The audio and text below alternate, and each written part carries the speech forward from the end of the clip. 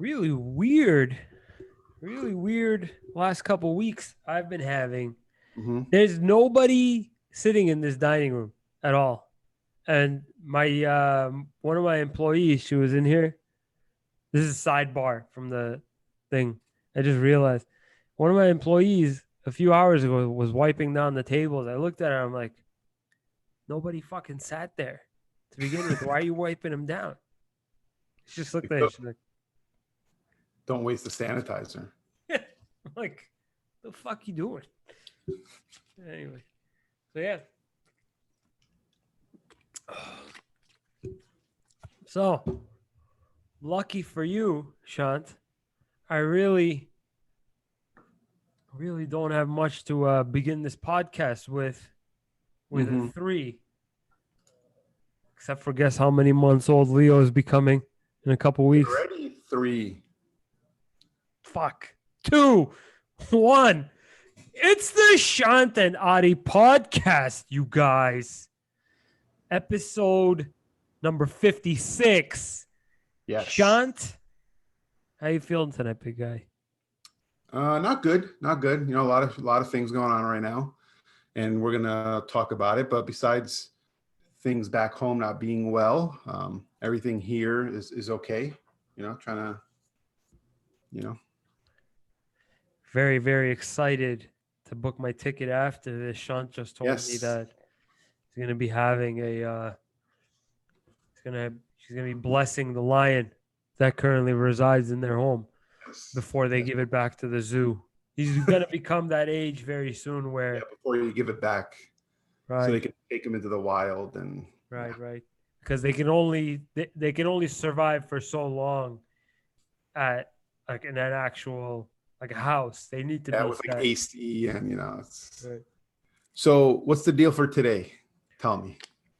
It's been a weird last couple of weeks. I missed the last couple of weeks because I was tending to some family matters, and coincidentally, we're getting back into the podcast in a very, very strange turn of events. A ton of focus now on Armenia again. A lot of news outlets. I just found out the LA Times is heading to Armenia to cover the situation. Wow. Not Armenia, but Artsakh. They're heading to Artsakh to cover the situation there. However, earlier today, I found out that like Trump was using like the plasma of an aborted feces to test whether or not his fucking coronavirus antibodies were gonna do anything. So it's just been a very, very strange last couple of weeks. Like in the middle of this whole finding out or getting updates about Artsakh, which I'll explain what it is in a couple of minutes. You hear that Trump had coronavirus and got out of the hospital in like 48 or 72 hours. Yeah, and it's kind of, so I don't know what you consider us kind of podcast genre. What would you consider our genre? Well, we've evolved a tiny bit. We were more into the whole entrepreneur, but now we're sort of getting into like the conversation topics surrounding entrepreneurs, especially ones that come from foreign countries. So I guess it's really just like that entrepreneurial mindset, business mindset type of person and what sort of things they care about. So I really don't know if like entrepreneurship is like a podcast genre, but it sure does feel like it. Yeah. So, yeah, we got to touch on, like we're more entrepreneurial podcast, but we want to touch on what's happening in Armenia and Karabakh because it's important to us. And I think a lot of people who don't know, it's a good outlet for them to kind of learn. And we have to talk about like what Trump just went through. I mean, it's just, let's start there. Yeah. Touch on Trump for me real quick, because you know more about this than I do. And then what I'm going to do is I'm going to try to give you a brief historical timeline as to what Artsakh is exactly and why we're fighting for territorial control, and why Armenians are at war right now against the Azerbaijanis and Turks. Yeah. So I want to talk about Trump and I get my news from my group chats, right? Like that's where I get my news. So I get a lot of shit coming through, and then I got to kind of look and do some research. So Trump got COVID. What was it? Thursday. If you're listening to this, when we're recording this, he's already out. He seems to be fine. So I don't know if anything changes by the time we release this, but he seems to be fine. So he gets COVID. He goes to the hospital. Melania has COVID as well. She doesn't go to the hospital, right? Mm-hmm. So she's supposedly fine. She's younger. Looks like she's in shape. Trump is 74 and kind of obese. So, a little bit more risk involved with him. So he goes Sidebar, I would give it to Melania, no problem, man. How old is she? Like 62, 63? Melania Trump. Let's see. You're not talking about Ivanka Trump. No, I'm talking about her mom. 50 man. years her old. Hot. She's 50 years old. Jesus. Okay. So I can bend her over all day. Yeah, he goes to the hospital. He posts this weird video before, and then he takes a picture at the hospital that he's working. He's tweeting like crazy, and then he goes out of the hospital, gets in a car, and does like a little U-turn because I guess there was a bunch of people outside, like Trump supporters. So he came out, waved. All right, he did that. He tweeted he's getting released, and there's nothing to be scared about from COVID. And also, he got back to the White House, did this dramatic entrance. He got up, we went up the stairs. He stood up, took his mask off, and stood there. So I want to just hear your thoughts. And I kind of have some thoughts that it's going to be a little different than I think yours. Okay, so this all happened conveniently right before election. Yeah, a lot of people thought he was doing this to like get out of the debate because he got, a lot of people think he got crushed on the last debate. So they're like, he's going to, but I was like, this does not, I don't think this helps him having COVID. No, I think this is more sort of like to reinforce his confidence in what he was saying before about like coronavirus isn't going to take us down. For the most part, coronavirus hasn't taken us down in the United States, but that has nothing to do with Trump. That's no thanks to him. It has thanks to all of the state governors and stuff like that. Conveniently, he gets coronavirus right before election, and him doing this is really just to reinforce his confident statements. In my opinion, this whole time, like, oh no, coronavirus is nothing. It'll pass. No, we have this great vaccine, and I don't know what. So I think all he's trying to do is just try to like whatever morons he has that are following them, really get them fired up about how like we've got this like confident, just fucking moron of a leader. That's all I think this was all that was for. Unless somebody can like show me he legitimately had coronavirus, I think this was just a hoax. No, I think he did. A lot of people thought he's faking it. I don't think he would. It doesn't look good that him and all these people have COVID because they've been attacking him this whole time that he's reckless, right? So I don't think it's not a good look for him. I think that he got COVID and now everyone in the White House is getting COVID. So I think a couple of things. I didn't mind the don't be afraid of COVID tweet. A lot of people are like, he's downplaying it. Everyone gets so fucking overreactive sometimes. Everybody needs to relax.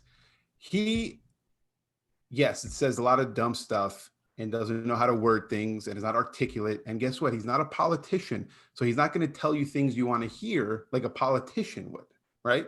Politician's going to spin everything to make you feel like you're a victim, to make you feel like you need them, to make you feel these certain ways. That's why I hate career politicians. Him saying don't be afraid of COVID was more like I don't know what he's thinking half the time, but I think it was more, don't let this consume you, live your life kind of tweet. That's my thought. him driving around in a car, I think was trying to show, because like what happens if he has COVID and if he's really sick, a lot of other countries are going to start taking advantage of the US. So I think it was strategic for him to show he's not weak. We're not weak. We're going to be fine. I'm still here. I'm alive. You're not going to take advantage of fucking Mike Pence and just like, doggy style us to fucking, whatever. So I think it was like, hey, motherfuckers, still here. I think it was more of a power play. Not saying it worked, but I think that's what he was trying to do. That's my thoughts. So I just think that his sort of grab at the media's attention is he loves to maximize it, right? Yeah. So if he knows he's gonna get, there's like the media is shining the light on him. He loves being able to just act, like put on his fucking his acting cap and really go crazy on it, just to make sure that he just looks very, very like ultra confident. That's all I think. He's way too fucking cocky, man. That's all. Like, I just can't stand him when he's like that. But don't you think sometimes we need that rather than like a little fucking sissy? Like, I mean, listen, I'm just trying to play both sides here. Everybody relax. Okay. Now it's like if you say something positive about Trump, you're fucking worse. You support fucking communism and terrorism and so everybody relax. I think it's okay to be a little confident, to be a little arrogant. He definitely needs to learn to like scale it back a lot of times and be a little empathetic, but he doesn't have that. Okay, that's fine. So do you think, I had a question here for you. Do you think this helps his chances? Do you think this hurts his chances, or do you think nothing? And I'll give you a stat before you answer this. Okay. This is kind of like a stat that it's been pretty typical, right? Like throughout election cycles. Now it's not guaranteed, but usually always 42% of people who vote are just going to vote Republican regardless, right? Like whether you like Trump, whether you hate Trump, you're just going to vote Republican because you just want to vote Republican. Wow. 44% tend to just vote Democrat, no matter what. Like they're going to vote Democrat. There's 4% of people who are just going to vote independent. The independent person, we have Joe Jorgensen running. Those are the people who like want to be different and like, oh, look, I'm fucking cool. I'm going to vote for it. Like, like a waste of a vote. So there's 10% left. The 10% of people who are just undecided right now, probably. So those 10%, do you think this COVID thing helps Trump? Do you think this hurts him with the 10%? Because that's what really matters here, from what I've gathered. I just think that the Alzheimer's thing is really helping Trump right now.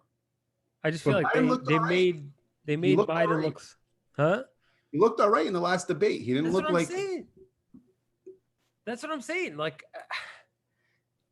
I don't know. Now I'm confused. Yeah. So what do you think this 10% is going to do? I think we've fallen to 10%. I feel like we're going to be watching it very, very closely, like the days leading up to the election, to make our like final decision, because at this point I'm just fucking confused. I'll tell you this much. This coronavirus bullshit only made me want to not vote for Trump. Really? Because it made me question what the fuck is actually happening. It made me lose trust in Trump. Okay, interesting. Like, had he stayed consistent, I wouldn't have questioned anything. I wouldn't have questioned his intention, but him actually getting corona and him doing his usual Trump bullshit made me lose confidence. Like, why are you doing that? Why are you being you right now? You should not be being you right now. That's not good. Yeah, like if he was a little more sympathetic, maybe people would be like, oh, you know what? He's got a heart. But I think he wants to cater to his base where it's like, I'm fucking, I'm like, people have memes of Putin, right? With like a machine gun, like killing animals because he's like a man's man. So I think that's what Trump's trying to get after. So that's what I think. But that's not that. The problem is that's not even his background. His background is like New York City, like Yeah, suits and ties. Fucking yeah. Vladimir Putin comes from a lineage of like fucking goat herders. Like that doesn't. No, you know what I So, mean? yeah, and I read a lot of stuff where people were upset that he got so much good treatment, right? Like the best of the best, but it's like, He's the okay, president of the United States of America. regardless if you like him or not, he's Yeah. gonna get the best treatment. Like he's gonna He get would be the first one, I think, if I'm not mistaken. yeah, he ranks probably number one, right? As far as like in standard. And then they were like, oh, he only paid $750 in taxes like that one year that came up as taxing. But it's like, if people like listen, people need to realize, okay, first of all, if you do an extra like Google search in fucking life, when you see a headline, you tend to see past the headline. He's paid more in taxes, by the way, everyone. He's paid millions in taxes. Okay. That was like, I think federal or whatever that was. He's paid a lot in payroll taxes. He's paid a lot. And secondly, everyone in America tries to do whatever they can to pay as little or get as much back in tax returns. So don't be a fucking hypocrite. Respect the fucking guy. Try to find who his accountant is, because I need that fucking person in my life. Those are my thoughts. Yeah. Any last thoughts on this election coming up?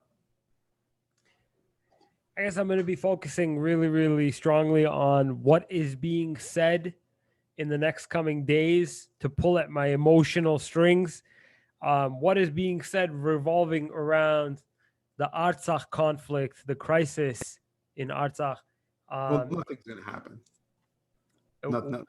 Well, like, let's get into let's that's a good place to start.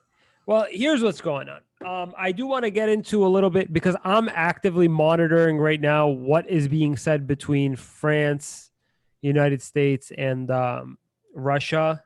I believe that there was a meeting today regarding action steps that the countries want to take, because it is getting a lot of attention, a lot of international attention. And I'm going to sort of break down exactly what's going on right now. And Shant, you asked me to sort of break down from the very beginning. Give me the history of Karabakh, Artsakh, and break it down. And I want to ask you, I'm going to play a little devil's advocate. No pun intended, devils, but yeah. Play a little that side. And I want to unpack a little bit because, yeah, I want to get into that a little bit. So start from the history, where we're at now, what's going on in Karabakh, and like dumb it down a little bit for me, please. Absolutely. So as far as we know, Karabakh has been around since BC, since before Christ. Okay. So Karabakh has been around since BC, and how Karabakh has been known to us Armenians, the purest name for Karabakh is Artsakh. Now, Karabakh, just to give you an idea of why these two names exist and why Armenians prefer calling it Artsakh as opposed to Karabakh.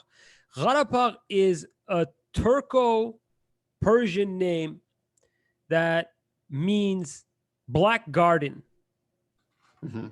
And Nagorno in Russian means mountainous. So you can already see that there's a little bit of dibbling and dabbling between Turkish, Persian, and Russian. So there's been a bunch of hands on this territory for many, many years. So it's seen its labels on various different maps. It's seen its labels on various different languages and governments. Artsakh has been around for more than 2,000 years as a territory, as a region within different Armenian empires. It's obviously... What's that? How long has Armenia been around? Armenia has been around since... it's one of the earliest civilizations. So as far as we know, Armenia has been around. Shit, man. I want to say like 2,200 years. Give me 1 second and I'll find out. But hang on, around. I'll tell you right now. 3,500 years. see, I don't even. I wish that I remembered that it was its birthday. Don't call me a moron. But so it's been around for a long fucking time. Is the point?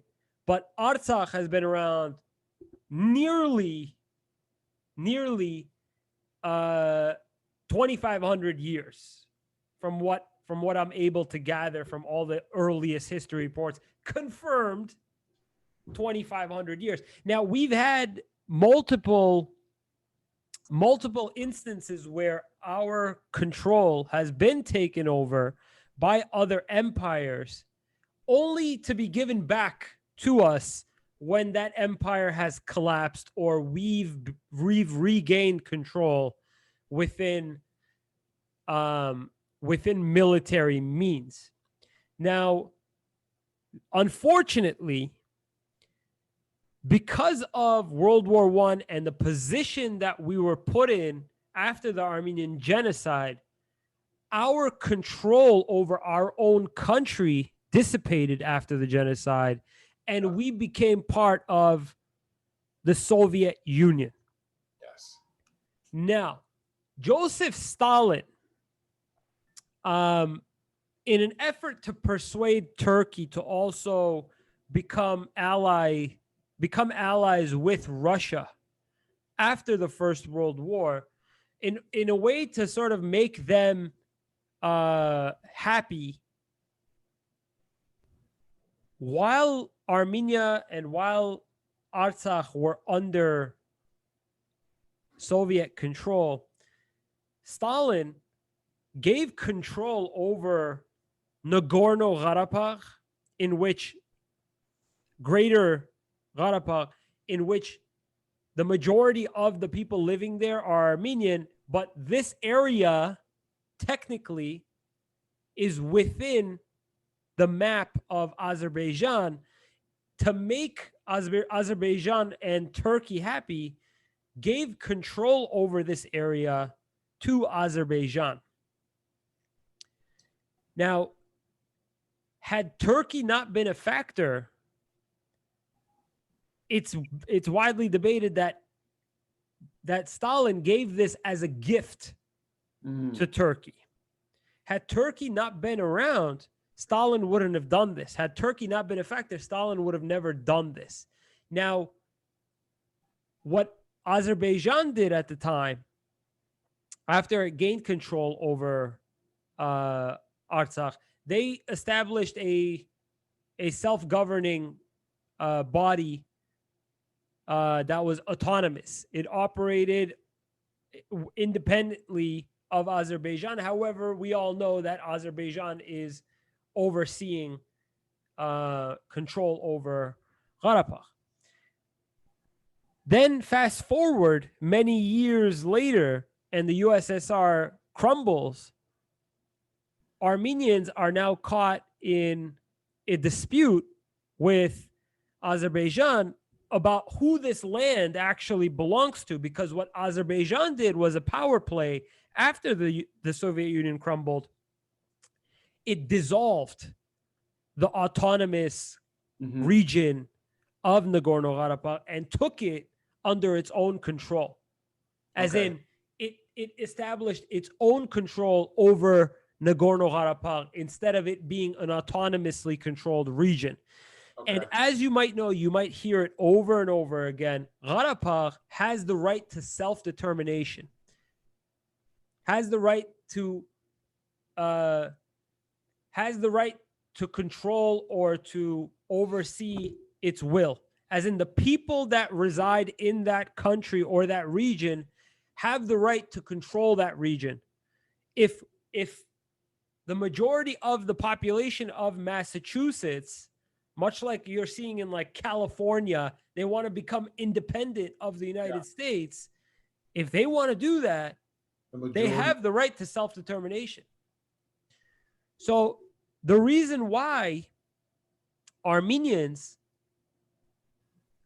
don't want Karabakh or Artsakh being a part of Armenia is because that land is a territory that belongs to the indigenous people of that land.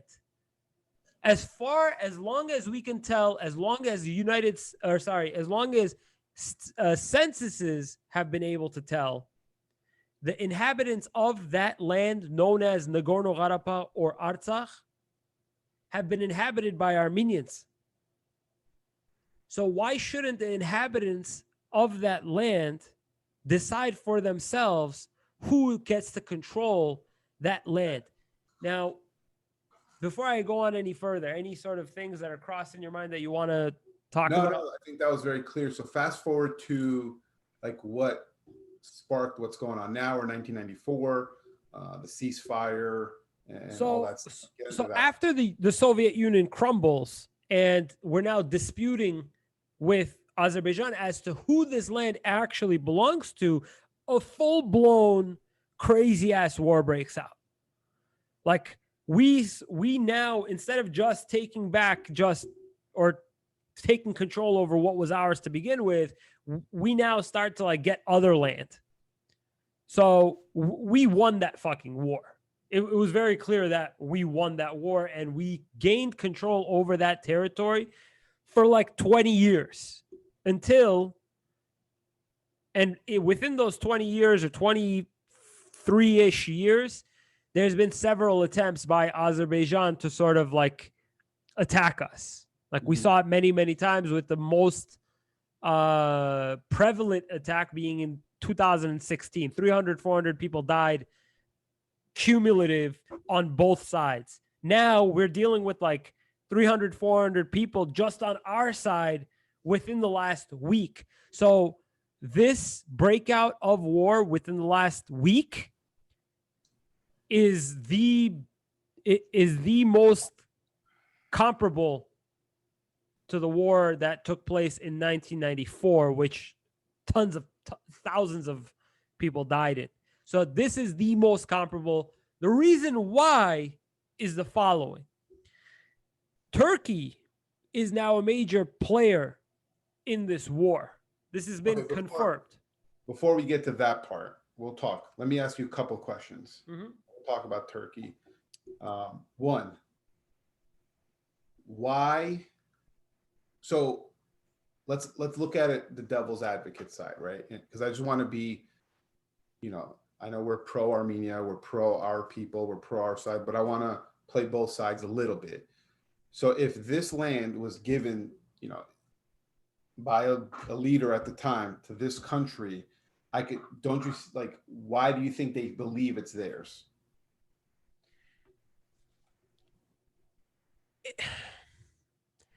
If somebody told me that, hey, we're promising to make, a year's worth of payments on your car if you buy with us, I want to take advantage of that person's offer. If somebody promises me something and it's given to me, even though it's, it was made by a mistake or was never within my right to even give you something like that, I still want to take full advantage of it because I get to use the international law that governs that trade. I get a right to be able to fight for it. And not to mention what Stalin gave takes up like 15-20% of Azerbaijan altogether. That part of Azerbaijan is like 15% of Azerbaijan. So tell me why. Okay, I get that part. They think, okay, this is ours. It was given ours. Now we kind of want it, right? Because it was dangled in front of us, even though no Azerbaijanis really live there, right? It's not even occupied by Azerbaijanis. So tell me why, why is it so important for them now, right? In this age, and why is it so important for Armenia? And I kind of know the answer, but I want you to kind of relay it. Why is it so important for Armenia? Why don't they just say, okay, you know what? We've been through enough war. We've been through enough shit. We have our land. And why is it so important for Azerbaijan? Why are they killing their army Why are we killing ours for this land? Both sides give me the answers. Shant, man, there's so many different answers that I want to give to this question. That's primarily the reason. Remember at the post I made this morning, you asked me, why have you been so quiet about this? And there's so many mixed emotions that are involved in this conversation. Artsakh is a center for like the some of the oldest churches, some of the oldest history that Armenians have. Some of the oldest living proof of just how far back our culture dates back. To give back, or sorry, to give up, not give back, but to give up lands that were given in a political trade-off during the Soviet Union, to give up lands to a country that all they're going to do is just flatten it and make fucking settlements. It's basically giving away our whole culture, our whole society. They don't give a fuck about anything that's on that land. They just want to develop it because it does have its own, it does have a lot of value. There's vineyards, there's all sorts of stuff. Fertile soils. It's 3,500 feet above sea level. So their game is more financial. If they get this land, it'll help them. Yes. And more than just that, Shant, you were talking about why is it so important for Armenia. When you discuss why is it so important, and why is Azerbaijan so deeply pursuing it, is because it's being financially and militarily supported by a country that can afford to do it. The country that we're talking about here is Turkey. And when I say this, I don't mean to shine light on the fact that Turkey is so awful. I'm shining light on the fact that Turkey has a bigger mission involved, and that is to take up as much of that area as it possibly can. It's got Azerbaijan, it's got Turkmenistan. The only things left to take up are Armenia, and eventually they're gonna go for Russian territories, and they're gonna go for Iranian territories. Yeah, and that's why. So we'll get into that. We're going to get into all the other players in this fucking movie, but I want to stay on Armenia and Azerbaijan, right? Because I have some stats, and I love stats. First thing that it's important to know: Azerbaijan was founded in 1928. Okay, this land, like you said, has been around since 2000 BC 2500. So hold on. So just to correct, because sometimes I get fucked up, BC AD. So 200 BC is the earliest known, I think, monument or church in Artsakh. So as far as we know, it was about 200. As far as I can remember ever reading about, was 200 BC in Armenia. 200 BC as Artsakh being Armenia's. Okay. So you have that long of a period that Armenians have had, not control, but occupied Karabakh and lived there, breathed there, ate there, everything. Azerbaijan was founded, an actual country, in 1928. So that's one fact. Another fact that I think is interesting, because I've been seeing this a lot, and I'm so glad you mentioned what the name Karabakh really stands for. They were saying, I saw a lot of things on the Azerbaijani side that they were saying that name is a meaning of, it's an Azerbaijani meaning, like of the black, what did you say? It's Black Garden. Black Garden. It's an Azerbaijani meaning of Black Garden. So that can't be true, because it's just, if you just do simple math, right, of 1928, you were founded. So now your language was founded. This was founded in 200 BC, and that name's been around. There's no correlation. There's zero, like zero. Right. Okay, that's one fact. So that's interesting to me. And we're going to talk about the players, but I want to talk about, because I think it's always money. Like, I mean, it's funny. Like you got to look at the money, right? Armenia, I think another reason why they don't want to give up the land, right, is because if we give that up, what else are we going to give up, right? We've already given up fucking land to Turkey, right? Like a lot of Turkey is ours. Right.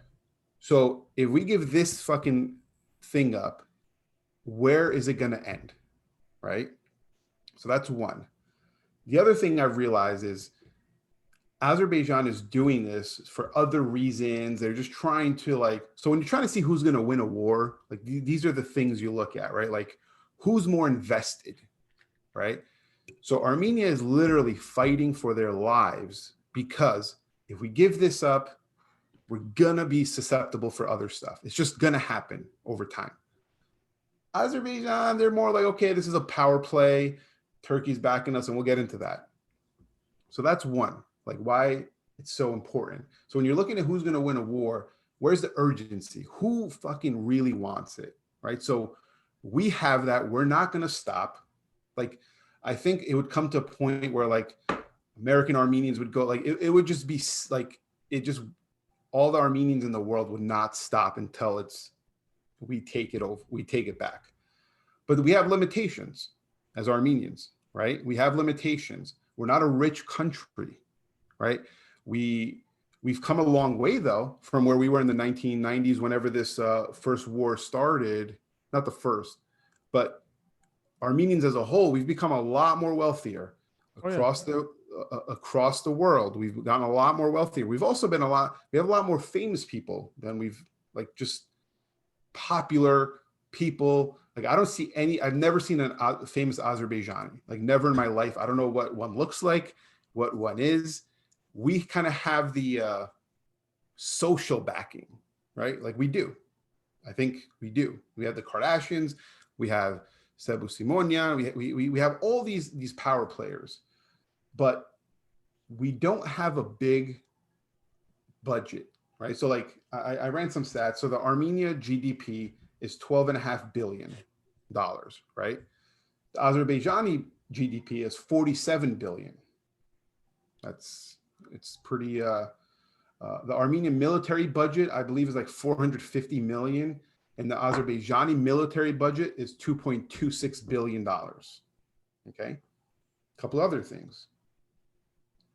We as a whole, and I try to look at everything like wealth and stuff. We have Armenians. We have 5 billionaires across the world.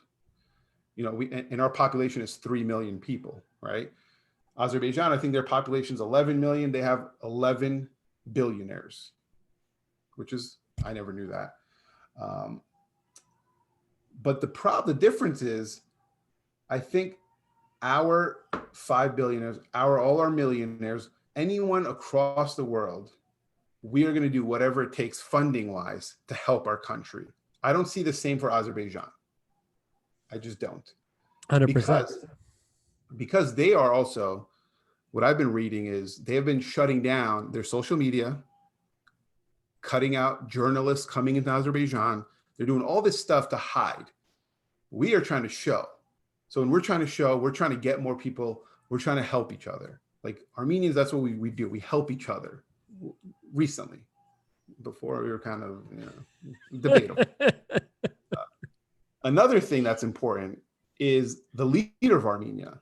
We're a true democracy. Like, I mean, there's been instances in the beginning, Armenia, you would say, oh, it's like shady, the government. That's every government, though. But we're a true democracy where people vote in your leader. Azerbaijan, was it Aliyev, whatever his name is? It's a family lineage of leaders just passed down. So the people don't probably even want this guy as their leader. We voted our leader. I mean, it's the same thing we see in a lot of different dictatorial countries. It's just, put it this way. I think that Aliyev I think that Aliyev sooner or later is I mean, there's protests breaking out in Azerbaijan right now. I Yeah, think it's just a matter of Azerbaijan really waking up and seeing exactly sort of what sort of damage it's going to cost their country. Now, it largely has to do with the fact that Turkey it never gets punished for what it does. because they have. We're going to talk about this. So Right. Because put it this way, Canada right now is experimenting with sanctions against Turkey. The more and more countries do it, the more and more the pain will trickle down into within the local economy in because their economy Azerbaijan. is crushed right now. Turkey's economy is crushed right now. So so this whole why I brought up all this money, all this financial, all this stuff, it's important, and I'll tell you why. It's important because it shows we are just they are doubled us in finance and GDP, in military budget. They triple us in that stuff, right? So they have more resources than we do. So what does that mean? We can't do this on our own, right? And they also have help with Turkey. So we need help, unfortunately, because we're going to try to do everything as people, the Armenians as a whole. We're going to do everything we can, but it's not enough. We've raised what, like $70 million, Through right? one Like organization alone. Yeah, within a week. But it's not. It's nothing. 70 million is like It's nothing. nothing. I saw a stat that they need 70 90 900,000 or something like that a day. Hold on. I gotta read it again. But basically we're only at like 20% of what they actually need. Okay. So let's talk about it. Who's going to help us? How are they going to help us? And who is helping Azerbaijan and why? So this is what I want to talk about. So like get into that part of it for me. All right. So realistically speaking, the one country that is helping us right now is Russia. Russia helped us many times already. It helped us during the 1994 war. It brokered the ceasefire, and now it's providing us some heavy artillery. And it's Why did it help us? Because it would cause a major regional conflict if they don't. In terms of Turkey, Turkey being gaining control in that region, it's not good for Russia to give up any sort of power in Armenia, and also because Russia holds a military interest in Armenia. They have a base in Gyumri. So I didn't know that. Yes, and typically, when we talk about the religious aspect of this, Armenia is looked at as sort of an ally in that sense because Russia is a Christian nation. Orthodox, yeah. Yeah. So realistically, we've got an ally now that's just been quiet. Yes, they haven't done anything, but I think they're getting ready. They're doing a lot in the backgrounds. They're sort of trying to understand exactly where Turkey is headed and what its regional intentions are, and if they have any regional intentions, or if they're just trying to stay and really fuck up Artsakh. And then talk to me about, for us, Iran. So Iran, I feel like Iran is not, like, they've just been very, very under the radar. No one's really talking about Iran lately. So Iran warned of a major regional war within that region, and also obviously it called for a stoppage, but last week facilitated the transport of some military jets to Armenia for Russia, as in it allowed Russians to use Iranian airspace to deliver military jets, fighter jets. But Iran has been kind of an ally to us now. Iran maintains a friendly relationship with us. It definitely doesn't want to see us disintegrate, because it would also have implications for them. But they haven't done shit yet. So why, for the people who don't know, why doesn't U.S. step in and stop this and say, hey guys, cut it out? The U.S. doesn't stop it because it fuels a major a major arms sale amongst Turkey and Israel. So not only is a major player in this Turkey, but a major player in this is Israel, that's supplying or selling weapons to Azerbaijan, to Turkey. So the moment that it becomes a major human rights issue is when the United States will step in. And that's where this actual problem is headed to, because they're bombing civilian neighborhoods in Artsakh. And right now, Amnesty International has highlighted the fact that they're using cluster bombs to hit Artsakh. They're not hitting military positions. They're not hitting air bases. They're not hitting.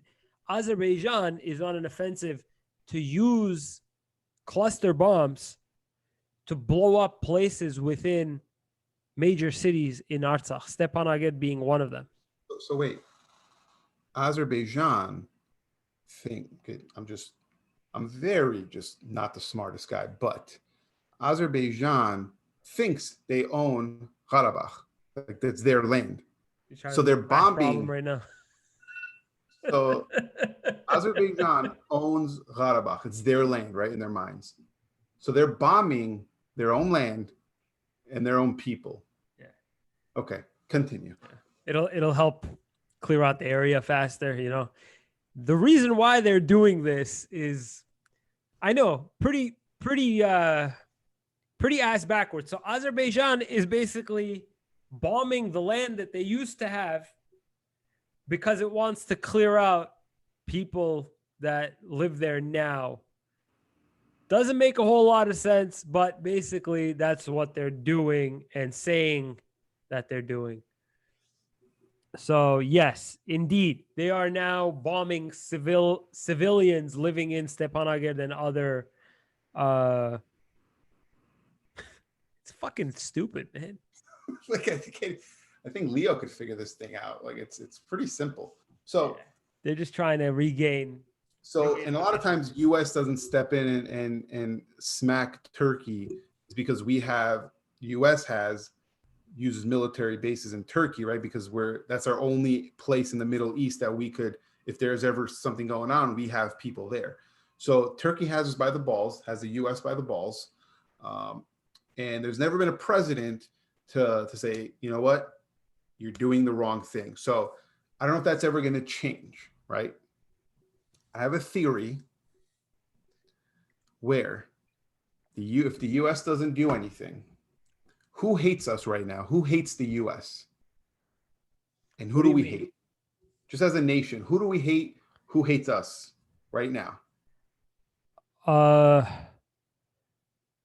don't know. There's like a lot of different countries, Shant. a lot of places hate the U.S. What kind of question is that? So one country that really wants to get under the U.S. skin and really, there's a lot of tariffs and trade wars. Oh, North Korea. No, China. Oh, China. Okay. Wait a second. Hold on. You have to admit, my North Korea. Yeah. It's a good guess. It's a very good guess. So China wants to always stick it to the U.S. So if the U.S. is not stepping in to smack Turkey, what if China does it to piss off the USA? And then Turkey says, U.S. stop China, because they know they're going to have to, or we're not going to. So like it'll become like you do this or you're not going to do this. And what if China steps in out of nowhere and says, we're going to fuck with Turkey? But don't you think it's such a small country to beef over? Like China's that large and they're beefing over such a small country. Well, they're beefing to screw over the U.S.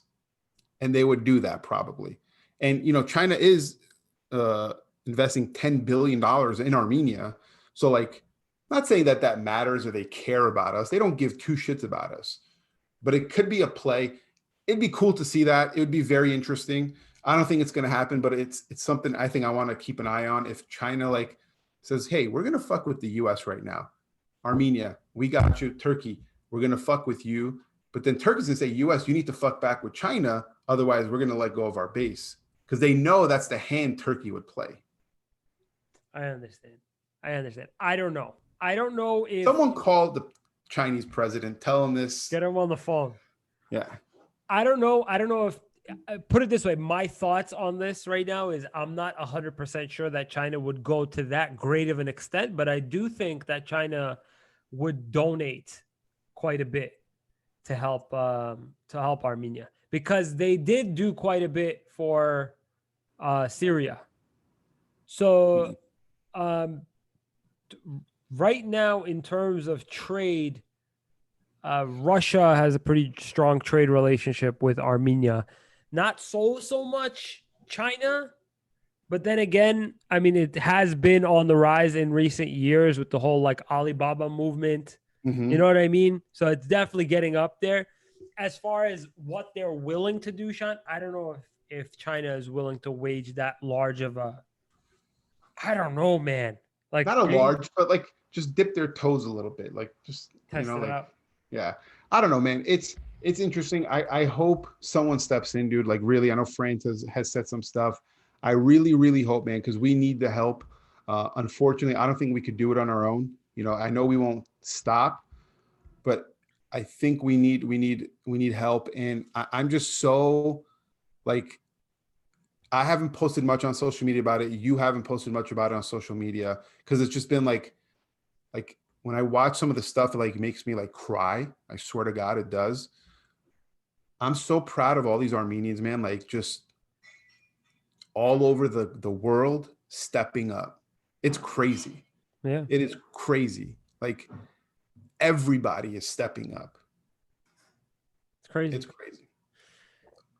On that note, so I did just donate $500 to one of my, basically I donated to Armenia Fund, but to one of my friends, I donated the 500 via, because his company is doing some sort of donation matching. Yeah.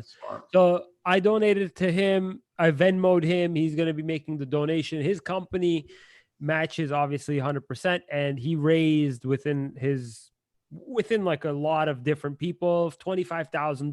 Wow. So that's 50,000 right there. 50,000, right? So Armenia Fund is having another fundraiser on Saturday. They're going to be doing this live fundraiser. Nas put up something on Instagram about it and took it down.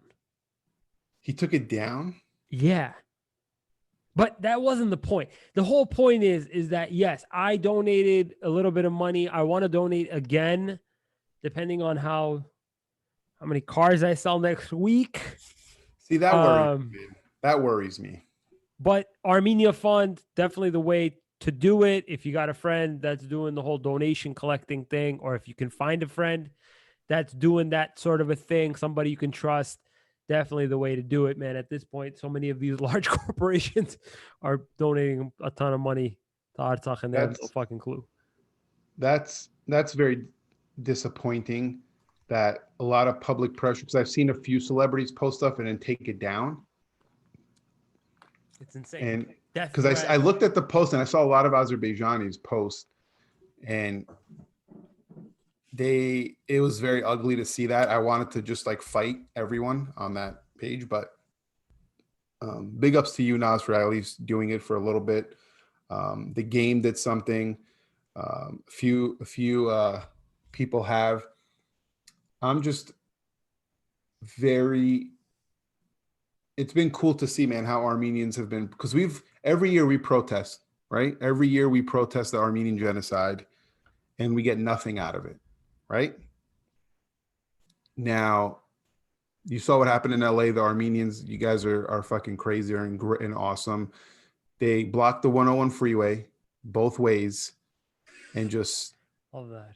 Just just stood there and just crushed it. And then we're in front of the CNN building and just were there for hours and hours, and they were barbecuing outside, just like just such an Armenian thing to do, dancing, eating. It's just been great, man. Like to see that stuff all across the world. In Belgium, I saw some stuff. And the one thing I want to say to all our fellow Armenians, to like just a cautionary thing: don't start bashing other people for not supporting our cause. I don't know what your thoughts on that, but I've been seeing that. I'm like, we can't. First of all, nobody knows what's happening. Nobody. First of all, there's stuff happening all around the world. There's people in Hong Kong who are being slaved and murdered and stuff. We don't talk about that. Stuff in Libya, we don't talk about it. It's okay if not everyone gets on board. That's my thought. It sucks, but it's just, we just could do whatever we could do. Whoever comes along, and let's appreciate those people. Let's not shit on people who don't come aboard. That's just my thoughts. I don't know what you think about that, but it's so upsetting, man, because you're 100% right. You're 100% right, man. So do you remember the at the peak, at the height of the Black Lives Matter movement? I had put up like an Instagram story, and I put it up on my close friends, and the majority of those close friends were people that I know. I was trying to put out a message like, guys, listen. Although some of you are getting very, very political, some of you guys are being, you trying to be neutral. This is a terrible time to be doing that. You should be supporting these guys doing that, regardless if there's some sort of underlying objective or whatever. Support them, because you never know when the fuck you're going to need their support. This is a human rights issue. Like you said, they don't need to support you, but the very fact is when asked, when you know that there is something happening, did you raise your voice? Did somebody see you cheering for a cause that had nothing to do with you? Outside of the US too. So don't get pissed off that none of your friends support your cause if you never supported a cause that you didn't give a fuck about. So when we've all been guilty of that. And we've all been guilty of that. We've all been guilty of it. We've all been guilty of it. But I'll tell you one thing. It felt pretty good today. I told a few of my customers that came into the restaurant about what's happening. I didn't ask them for anything. They were waiting. And I told them, listen, I'm not even going to ask you for anything. I just want you to know what's been making me stay up at night the last few days. I just want you to know. I just want you to have an idea of what's happening in my world, on my social media feed. Let me show you. So it felt good to tell somebody about what's happening. Don't insist that they support you. They don't insist that. You don't need to insist that, but teach them something. Tell them something. And we've been doing a good job. I think Armenians all across have been doing a good job. Be annoying, keep posting, do what you got to do. And the ones that will care will end up caring by seeing all your posts. It doesn't mean they're not your friends. It doesn't mean they're not anything. It's just, there's a lot of shit going on in the world, and people have their own issues. Let's be respectful. Let's do what we do. Armenians, we're not hateful people. We don't need to bash other people. Whoever wants to join us, let's love them. Let's get them on board, and let's keep doing what we do for our people back home. That's it. Let's keep sending over the millions of dollars that we're raising and I want to see medical gear. We don't have to bash the outside people, but where's Kim? Has she donated? I don't know about donation, but she's definitely been vocal. I mean, throw a little. I know Kanye West tweeted. Bro, honestly, she probably has, and we have no fucking clue. And she's probably going to get up on Saturday on Armenia Fund and make like $1 million or $2 or $1 million or $2 million donation. Like realistically speaking, she may already have. She's just trying not to be fucking in your face about it. Look, I donated $1 million. Like, You Yeah, know, I get it. I get there's it. 77 million raised. Like a couple of it has to be her. Dan Belzerian, he donated 250K, and That's a he's like, low ball donation, though. No, I mean, like he's it's like, Armenia, bro. Like, but he's like the non-est Armenian person that is Armenian, I think. bro, he has fucking Armenian citizenship. What do you mean? Well, that's I think for like if he wants to evade taxes, probably not even like. All right, evade taxes. I'm sure you could make like a million or two back from that whole tax evasion scheme that you're using Armenia for. Like, fuck, man. Yeah, man. I was very sad in the beginning, dude. Like it was very saddening to see, and it still is, but it's just been very cool to see all our Armenians step up, man. Even here in Arizona, someone posted, a good friend Melissa of mine, she posted, hey, I'm gonna take donations, take it to California. There's not a lot of Armenians here. The amount of shit that people donated, dude, like out of nowhere, just the amounts of bags and bags and bags full. We were all shocked. I was like, wow. How did she take it Arizona. with a fucking U-Haul? I think she got something. She did something to figure it out. But I was like, wow, Arizona, man, way to step up. Everybody, Yeah, right. everywhere, everyone's been doing good, man. Keep posting, keep sharing, keep protesting. The New York people, they blocked the roads too. Got in a stretch. He was a part of that. It was cool to see. It's just fucking great, man. It's great. I love that. Tell Leo to chill out. Don't do anything just yet. We'll call him when we need him. Yeah, he's got to start working out. We're gonna send him. Arr. So yeah, good talk. Maybe, Thanks for breaking it down, man. Kind of the history, the present. I think it's gonna. Hopefully, people will share this, so the people who don't know what's going on, they can kind of get the real. Because we tried to be very thing. We're not here to. the moral of the story is Stalin really fucked things Fuck up us. for everybody. Yeah. Yeah. Made Stalin's everything really really smart. confusing. Yeah, and it's like, yeah, it just makes no sense, dude. The guy's a fucking idiot. Moron.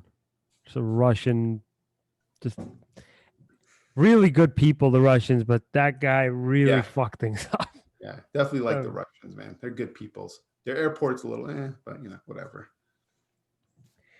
Good night, Shant. Aeroflot. Good night, everyone. Bye.